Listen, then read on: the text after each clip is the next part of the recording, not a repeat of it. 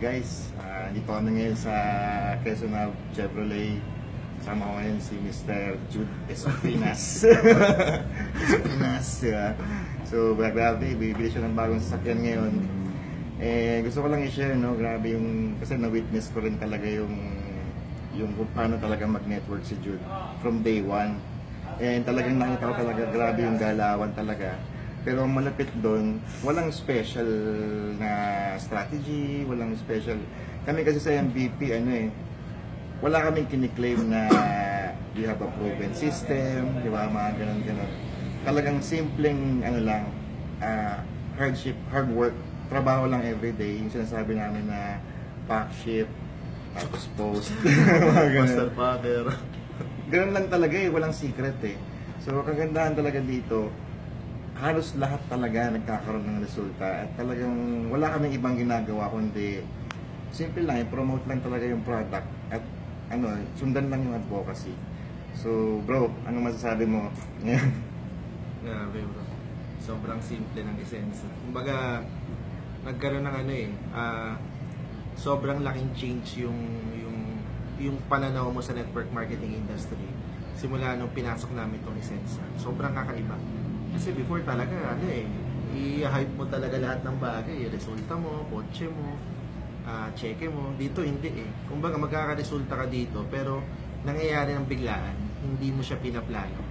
Actually, hindi ka na nga nag-goal Kasi parang ang goal lang namin dito talaga, i-promote lang yung produkto. Sure.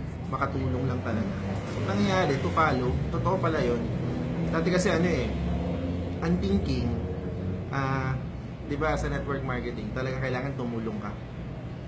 Tulungan mo downline mo kumita, tapos ikaw to follow. Kaya lang, honestly, parang bro, hindi siya nangyayari talaga. Minsan, di ba, para nakafocus ka pa rin sa pera. Pero dito, never talaga kami na parang pinag-usapan namin kung magkano lang kita mo, kung kita ka ba na malaki. Kasi, given hindi mo natatanongin, marami dito ilang months pa lang, parang 3 months, 4 months, pero naga 1M na. Which is sa labas, yun yung kikitain mo after 2, 3, 5 years mo sa company. Dito, hindi kailangan sabihin Actually, ayaw ko na nga sana sabihin, pero bibigyan sa bro. Imagine mo, ilang months pa lang tayo. Baka masyak daw Ito lang talaga, ang meron dito sa Essensa, yung nangyayari sa ibang company, ng 4 to 5 years, nangyayari sa amin ng less than a year. Yun talaga yung, sabi nga namin, wala namang sikreto, wala namang talagang tamang sistema. Meron talaga yung culture, yung samahan namin dito sa MVP, na basta marunong ka lang makisama, marunong ka lang makiban. Kasi yung iba, masyadong mapait, tingin sa sarili, parang magaling na.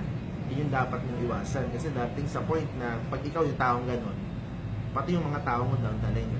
So, dapat, ka lang, be humble lang, tsaka focus ka lang sa ginagawa. Ito bro, memorable to So, bolan to hindi yung bola, yung kumbaga, dito nagsimula kasi yung partnership namin, yung friendship namin talaga ni Jude na malaliman. Na hindi naman talaga kami porkit magkakaibang company nagkakalayo na ng loob. Although meron kaming hindi pagkakaintindihan ni Jude. Ito yung naging daan para basketball. para talagang makita talaga yung di ba? Yung talagang tamang daan. Parang gano'n, no? Parang destiny rin, no? Hindi ka naman namin talaga nasabihan ng kahit ano. Basta inaya ka lang namin mag-basketball. Na yun lang naman kasi kami, para sa amin itong basketball, kaya namin mini-maintain to. Kasi dito talaga nami-maintain yung samahan. At the same time, kung meron mga inggita, may mga simpleng mga parang hindi pagkakaintindihan, nawawala sa basketball. Kasi nga, nagbibigayan, nagpapasahan. Diba? Sasakitan.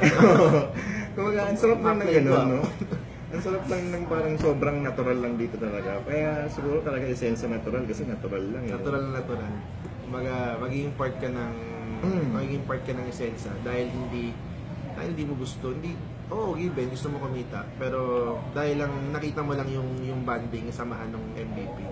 Tapos gusto mo lang ng ganong culture. Kaya kami nandito ngayon. Kaya ako sa'yo, sumama ka na. Huwag ka nang mang-hype dyan, Roy. Hype ka pa dyan.